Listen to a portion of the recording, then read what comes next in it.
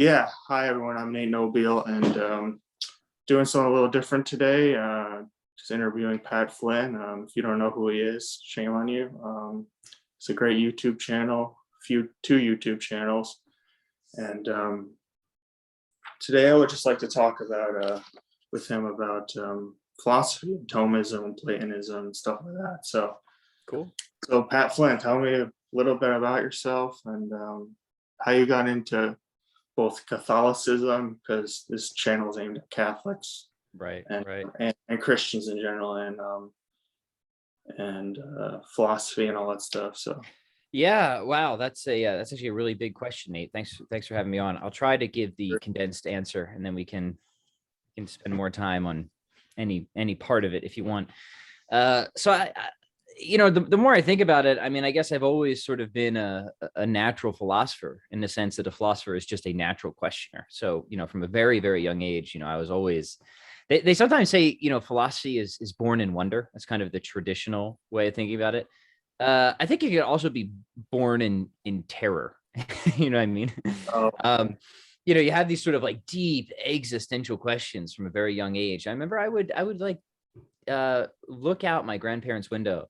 I was very young and just had these deep philosophical thoughts that were that I thought were unique, but then you read the tradition, you realize, oh wow, a million people have had this thought before me. Like thoughts like, hey, how do I know this isn't all a dream, or something like that, right? Like often they tend to be very skeptical thoughts and stuff like that. So these right.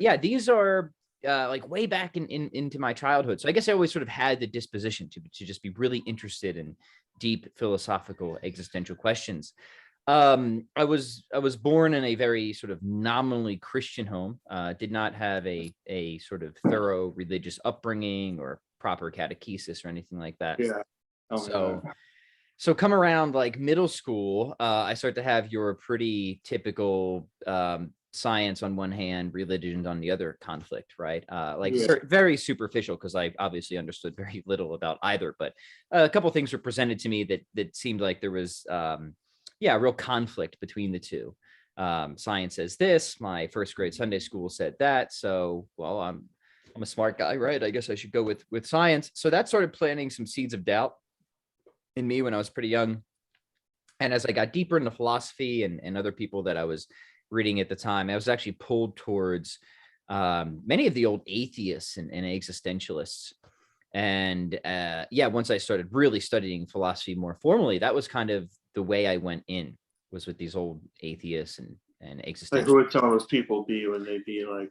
Yeah, like Nietzsche, Nietzsche. for example, who I was first brought into by a different thinker who isn't so much a philosopher as he was just a journalist, H.L. Mencken. But I always enjoyed reading him, and I mean, he was always kind of stewing over philosophical questions, and he was deeply influenced by Nietzsche, and he wrote one of the first English works on Nietzsche's philosophy.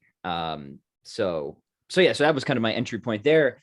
Fast forward a very long time, the deeper I got into my sort of philosophical atheism, right, trying to make a really well-articulated naturalism, the more inadequate it seemed. It came to see making certain predictions that were obviously false, and it kept reducing itself to absurdity on questions about how do we affirm our status as knowers, as morally responsible agents. Kept bumping right up against the edge of nihilism for me. Often seemed to kind of push over it. So anyway, I gave all that up. Gave up atheism, gave up nihilism because of internal issues. It wasn't because somebody came and evangelized me and said, "Hey, here's an argument for God." It was none of that. It was just seriously just critically evaluating from within the paradigm, the atheistic paradigm, and seeing that it just faced insuperable difficulties. I got to a point where I said, whatever else is true, it just can't be this, right? So let me take a look at some other stuff, right? And this is when I really decided, let's go back and let's get rid of the chronological condescension, and let's go, just read through the great tradition again. I was always familiar with people like Plato and Aristotle. You get them in your undergrad classes, but it's not saying a whole lot, right? So I really wanted to take seriously different schools of philosophical thought. And to fast forward even more, you get to this guy named Thomas Aquinas in the great Thomistic tradition. And of all the philosophical camps, this one just seemed the most impressive to me on so many levels. It was thoroughly systematic. It seemed to be able to answer all the important questions really well.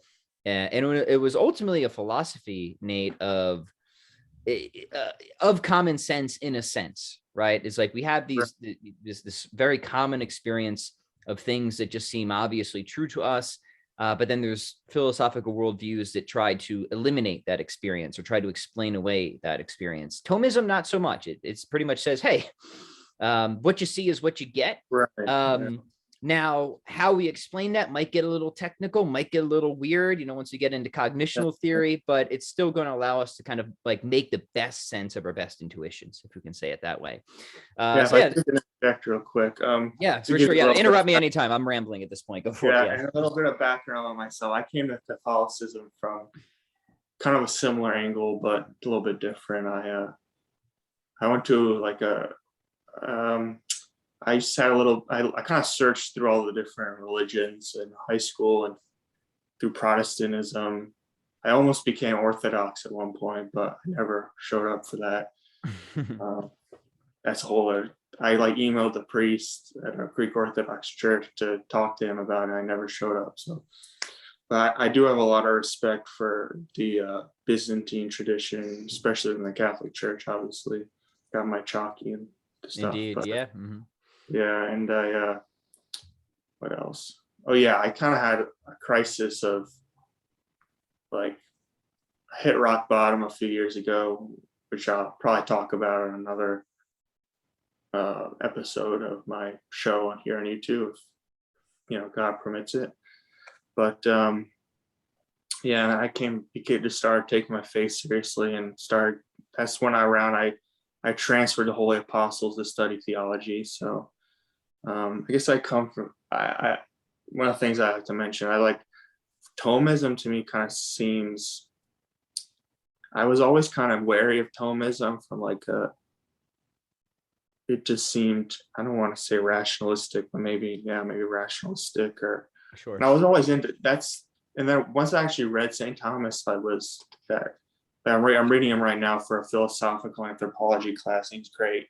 Mm-hmm. But even the tradition that arose from him is great. But some of the and some, to be honest, some of his more what's the word, like people who like present him in a popular way don't know. It doesn't always appeal to me. But sure, yeah, understandable. Yeah. So just a little bit background there.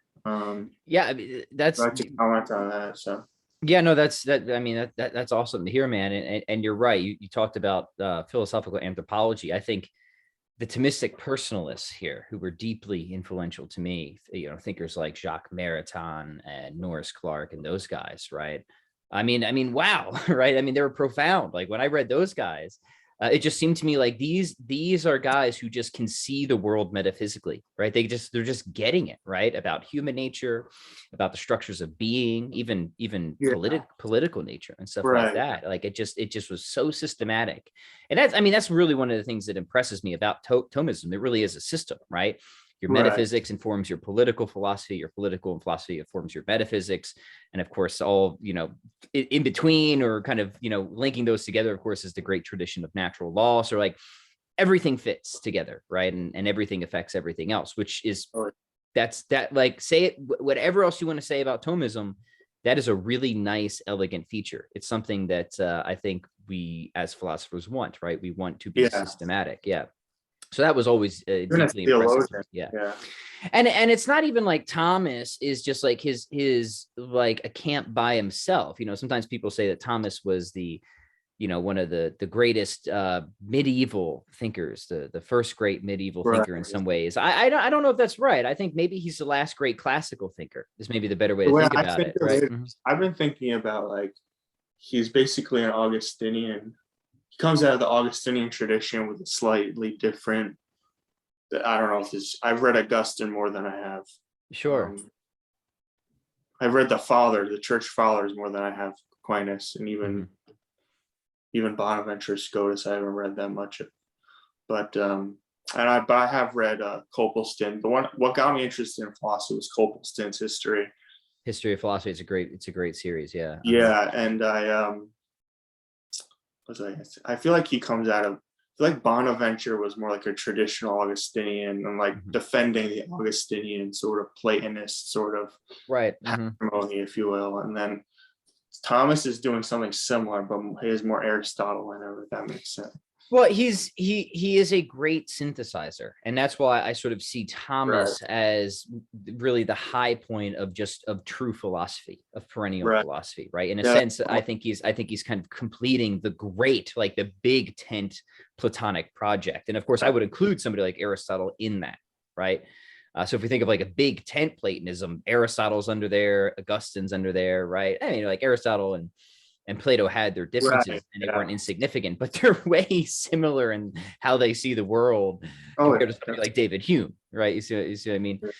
So in that sense, no, I just see Aquinas as really the sort of the acme of perennial or true philosophy, somebody who's able to distill and synthesize so much of what came before him, and then of course add unique insights of his own, unique metaphysical insights on the virtues and all this or that. So he's not, to me, it's not like it's Aquinas at the expense of everyone else, and Aquinas is my boy. It's no, Aquinas is the guy who sort of best gets the best of everyone else and brings it in to what I think is the best system on the philosophy. Yeah, that's what my one of my professors at Holy Apostles, when I was attending there in person, now I'm attending online, but he said basically what you're saying. He's a great synthesizer of Plato, Aristotle, Augustine, the fathers, etc. Mm-hmm. Yeah, and other people as well, the Stoics, right? The Muslim, like engaging with the Muslim tradition, absolutely, right? And again, whatever else you want to think about Aquinas' thought per se, he's an excellent model on how to be intellectually virtuous. No, yeah, right? I'm definitely on board with that, and it's only like which brand of Thomism would I'm still figuring it out, Yeah, there's a lot of schools within Thomism. Yeah. Thomism itself is a broad camp, right? I heard about it where it interests me is I don't know if it's someone who gets a lot of flack from the Nouvelle Theology, which is Gary Gould-Lagrange, because he seems to be more of a theologian in a sense. Mm-hmm. I've watched a lot of videos about Dr. Matthew Meinert and people like that, and him and others about like spiritual theology and stuff like that.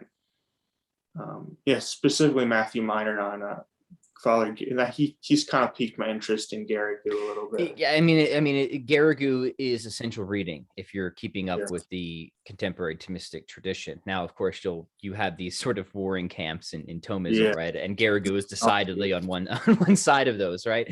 But no, I mean, Garrigou is there's no doubt, agree with him or disagree with him, he's brilliant, and he's a significant figure in Thomistic thought. Yeah.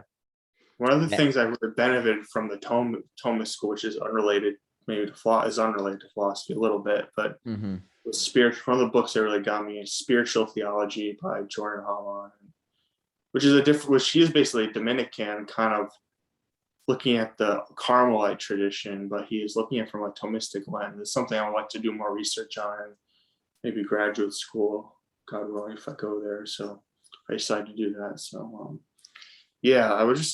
but what about like Big Ten Platonism? Like, are Thomas and Bonaventure in that school, would you say? Or yeah, I mean, I think one of the best ways, and by the way, I'm not the guy who came up with the idea of Big Ten Platonism. I'm borrowing from other thinkers. I think you would probably at least trace it back to Gerson. There's a great book. I have it literally right here. This is very providentially convenient. I didn't plan on this, right? It's called Aristotle and Other Platonists, by Lloyd P. Gerson, and he's essentially arguing the title of that book, right? Aristotle as a Platonist, right? And one of the best ways to sort of understand what we mean by Big Tent Platonism is sort of in opposition to so many of the commitments of modern philosophy, right? It's not relativistic. It's not so it's like tradition. It's not mechanistic. It's not nominalistic. It's not nihilistic. It's not any of those things, right? It's like, yeah, no, there really is a world outside of our heads. We really can know the truth about things. There really is a good life that can be led, right? Things have natures. We can understand those natures. This helps make sense of science. God exists, right? He's our ultimate end, right? So it's oftentimes to best understand, I think philosophy in general, but different philosophical schools, or just to like understand the types of questions that they might ask and how they would answer those types of Right. questions. So yeah, I think the best way to understand perennial philosophy is oftentimes in opposition to many of the schools of modern philosophy that are nominalistic, mechanistic, relativistic, nihilistic, Yeah. right? Mm-hmm. Yeah. Wherever on that vein, like I often hear from Catholic historians and Catholic philosophers and theologians, like philosophy went wrong somewhere. Like, where do you think it went wrong? Like from a Right. Catholic point of view, that's a big question. Like, I mean, Yeah. I where mean, does yeah, motivation I mean, come? it went wrong with Satan, right? I mean, I think that's the best answer. I think that's the only legitimate answer at the end of the day. I I mean, everybody has their whipping boy, their scapegoat.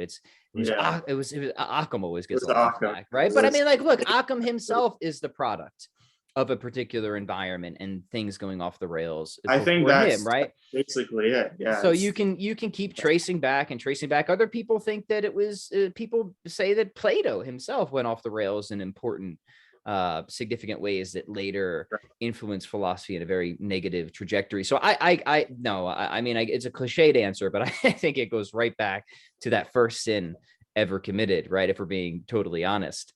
right. That would be the best, Mhm, answer from the theological perspective. Definitely, I think that's true. mhm. Because there have always been thinkers who have been like kind of wacky, or not wacky with thinking. Sort of, I think of like the Epicureans, who aren't like exactly in line with like a Catholic morality. Well, no, of course not. They're kind of a Yeah, precursor to modern day materialists, right? yeah, there Yeah. have always been philosophers who've gone like who aren't in line with our like view is. So yeah, I know what you're saying. It's a complex. It's kind of I think it is kind of an oversimplification. Now that I think about it, by like historians of. Yeah, and like And there are. Sorry, go ahead. you can identify thinkers who had very influential and we would probably want to argue misguided notions, right? Right. And I mean, there's a lot of people that certainly Thomas want to point the finger at, Locke, Right. Descartes, Hume, all these guys, right? But of course, if you're a Humean, you're going to have different perspectives on all of that, right? Yeah, yeah. So no, I don't know. I think you just got to take it one by one. Like, I mean, Thomas beat up a lot on Descartes, but I love Descartes. I don't agree with him on a lot of stuff, but he's never somebody that I would say you can't or shouldn't read. And I think to be a good, honest philosopher, you always have to engage the original material, and you have to do it as best you can, putting all your prejudices aside, right? And I can tell you, like, I'm almost thankful that I read Descartes before I became a sort of thoroughgoing Thomist, because I don't know if I would have been able to have read him as charitably after. You know what I mean? You do your best, right? You always come in with kind of controlling prejudices, no matter who you are. Nobody's completely free of that. So you just have to be aware of it and fight it to the best. Yeah, I think that's why I love your show so much. That you and Jim and even Dan John on your fitness stuff, you portray a intellectual maturity that's very rare, I think. Well, thank you. I'm going to be the last person on earth to deny that compliment. No, thank you. Seriously, very, very kind. No, I mean, I feel like, because read the damn book is your one of your mottos on philosophy of the people, and I think that's something I've always tried to do in my own research. Is right now I'm reading On the Incarnation by Athanasius, and this is just like, because I want to know like where the theological tradition has its kind of roots, or where it really shines forth in the Catholic tradition and in the Christian tradition. Right. There is no, I mean, it's not to say that commentaries and secondary literature aren't useful or can't help, but there's just no substitute for reading the damn book, as we say, right? And somebody like Mortimer Adler, as a more modern philosopher, was so great about this, right? We've been doing a little series on his book, How to Read a Book.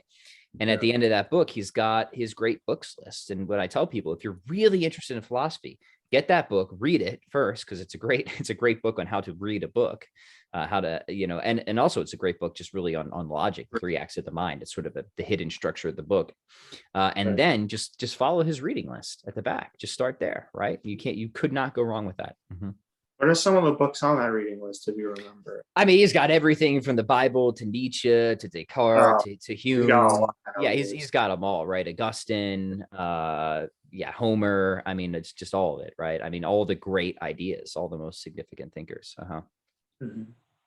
Yeah. So, yeah, that's good. It's a lot there. And what is your, like, if you could,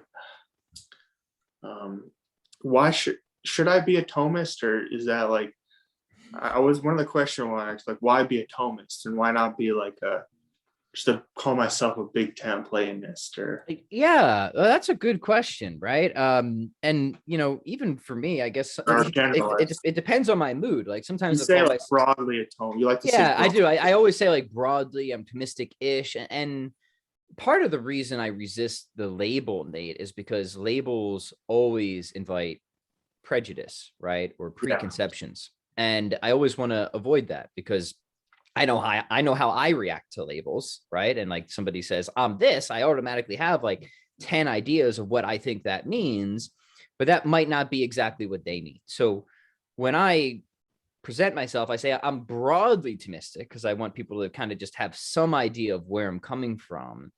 But like you said, there's many camps even within Thomism, and how they think about different issues often varies widely. I mean, something on like how they think about predestination, for example, is going to differ very widely, whether you're reading Garrigou or Maritain or somebody like that.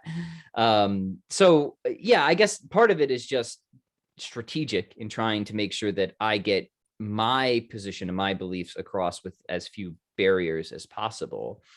Not that I'm like embarrassed or ashamed to be associated with St. Thomas. I think that's a great thing. It's just understanding how it can be both helpful and harmful using labels. So I mean, should you be a Thomist? Yeah, I guess broadly, I think, right? Because I think that it's true, right? I think in the broad strokes, Thomas, and he got reality right. I mean, just metaphysically, ethically. Were there things that he was wrong about? Oh yeah, absolutely, right? There's no doubt about that. I mean, scientifically, I would say even ethically, theologically, like Catholics have to admit he was wrong about at least some of his theological, because the church says so, right? Now he didn't know that at the time. These were later developments. So you just have to be careful. You have to be patient, right? Aquinas, this is, I think, a good reminder for everybody. Aquinas is not the church, right? I think he's a good model in two respects. He's a good model in how he thinks, and how he always does his best to represent the best of his opposition, think through it systematically. So he's a good intellectual model in terms of intellectual virtue, and I think he's a good model in being generally correct about most things as well. Right. I mean, I think his metaphysics is right. The way he kind of carves reality at the joints, following, in the Aristotelian tradition, but also adding his new insights. I mean, like his De Ante et Essentia, right? His famous real distinction between essence and existence. That's correct, I think. Right. And that's also going to sort of help fuel a lot of his cosmological reasoning for the existence of God. He, of course, is, he would be considered a traditional natural lawyer, right? So in terms of like ethical theories and ethical systems, I think that's right. I think natural law makes the best sense of our best ethical intuitions. To my mind, it's the best ethical theory on the market. Political philosophy, I have more questions than I have answers there, so I'm not even going to comment on that, right? But then theologically, I mean, yeah, it seems like Aquinas again is a great guide on theological matters. Now, again, I'm not a theologian, so I tread carefully in that territory. But in the two areas that interest me the most, and that I am more of a specialist in, metaphysics and ethics, I think you may differ with Aquinas on some specifics, but in the broad strokes, I think I've yet to find a better general guide. Yeah, it makes sense. I I think Thomas, one of the things I love about him, how short, like not short, but how concisely and clearly he writes. Hmm.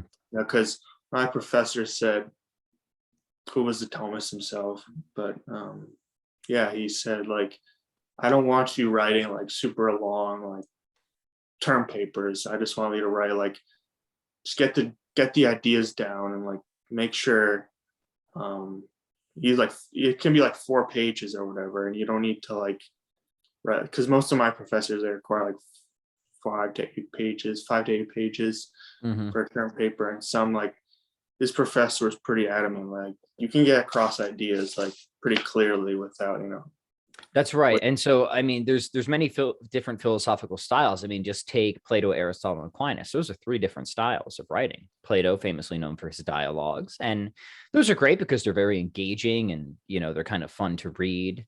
But at other times, you're kind of like, all right, can we just get to the point? Can we get to the argument, right?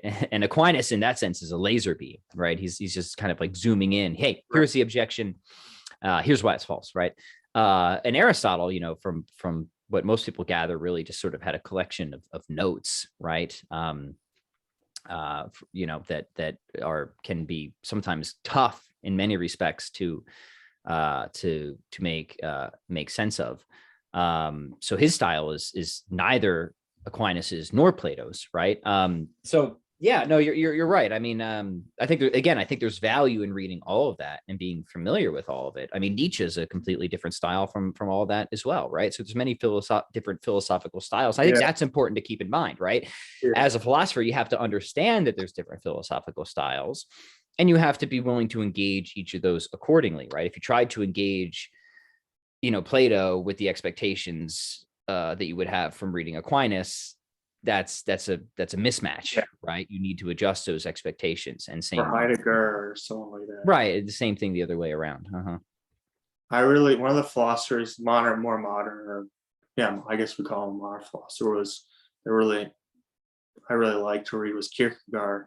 Hmm. So, and he has a very like lyrical, poetic style, kind of like Nietzsche in That's ways. right, like Nietzsche. Yeah, yeah, very much more, yeah, Even though philosophical poetry in had a certain lot, respects. Yeah. Hmm. he is a Christian, a lot different. He's very interesting, sort of Christian, I think. But his critique of the Church of Denmark and stuff like that.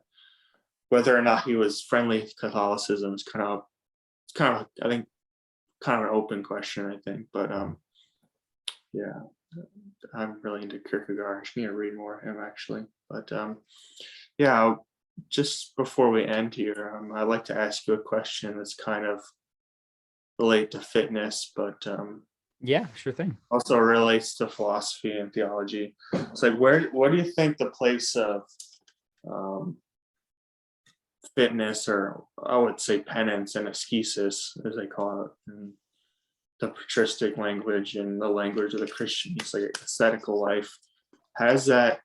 Why does that matter? Like, why is that important? Just Yeah. Well, it's the virtue of prudence, isn't it? Right. I mean, that's a simple answer, right? I mean, prudence is practical wisdom, using the sort of experience from it's kind of like moral street smarts is the way I think about prudence, right? Using the, wisdom and experience you gain from living to make the best decision now for more flourishing or more the whole of the good in the future, right? And, philosophical anthropology will tell you we are physical beings. We're animals, right? We are yeah, literally animals. We're rational rational animals, animals, the animals, which yeah, means, yeah, and we're even more than that. We're rational, social, dependent, political animals and all that good stuff, right? And I mean, our physical aspect is essential to us, right? I mean, right, so I mean, the prudent thing to do is not just to recognize that, but to understand that there are better and worse ways that you can treat yourself, right? Right. So to my mind, fitness is like much else morality. It's a matter of prudence, right? And it can be conducted in better or worse ways. But I think the wise person who's comprised of the relevant facts will just see, right, that it makes sense to take care of one's body for all sorts of different reasons, right? And that it would be foolish, indeed immoral, to neglect one's body. So that's the pithy answer. I mean, you could make deeper, I suppose, philosophical and theological tie-ins, but to me, it's just a matter of prudence, right? yeah. To me, it's been absolutely fundamental and essential to my spiritual and my psychological health and my spiritual life in general. That's certainly true. Yeah. I mean, it's hard if you're really, behind physically, right? And other things start to suffer because of it, including your intellectual life and your spiritual life. Because of things that you could easily have taken care of or prevented, that again, to my mind, shows just a lack of prudence, right? And Yeah, it's a sin against prudence at some point, right? Bordering on interesting, because various other I sins. think it relates. It's helped me become more temperate too. Like become Yeah, I mean, temperance and fortitude. I think there's easy and fortitude. Yeah, easy opportunities to develop both when it comes to fitness with the right intention, right? And I emphasize this because somebody who spent a lot of time in the fitness industry, you often see people doing what would be otherwise good things for bad reasons, right? Doing fitness activities that are we would consider otherwise good, but for narcissistic reasons, for example, right? So the intention, as we know, in traditional natural law, makes a difference, right? So if you're doing it because you understand, you have a good philosophical anthropology, right, and you're trying to be prudent, and you understand that restraining certain appetites at various times can help you grow in the virtue of temperance, right? If you do it with that mindset, then I think that there's great opportunities there, right? If you just do it because you have to look better than the other guy in the gym to get the girl's attention, right? Well, now we're kind of creeping up on other vices and stuff like that. So I think it's critical, and this is why having that deeper philosophical, and I would indeed say theological and faith-filled context is, I think, critical to getting the most out of a fitness plan and making sure the fitness is truly enhancing your life rather than possibly steering you in the wrong direction, even though you're doing otherwise sensible, good things, right? Yeah, that's awesome. I don't really have much more to talk about other than, what recently you tell my audience about like your podcast, or about where they could find you, or and stuff Sure. like that. Yeah. Well, you can find me a number of different places. My primary website is chroniclesofstrength.com. I've got a Substack, also Chronicles of Strength. The Substack is where I write more. That's more of my philosophy blog. I've got the YouTube channels that you mentioned. The one most relevant for your audience would probably be the Philosophy for the People channel. And that's actually relatively new. I broke that off from my other one just to keep the content sort of separate. And then I've got my podcast, The Pat Flynn Show, which is just a bunch of everything. Yeah. So those I don't want to give any more than that. People will get confused. That's awesome. All right, everyone. It's been a great interview. I think I'm going to do more interviews. I'm in the near future, so stay tuned. All right. Cool. Thank you, Nate. Appreciate it. Appreciate it. Bye-bye.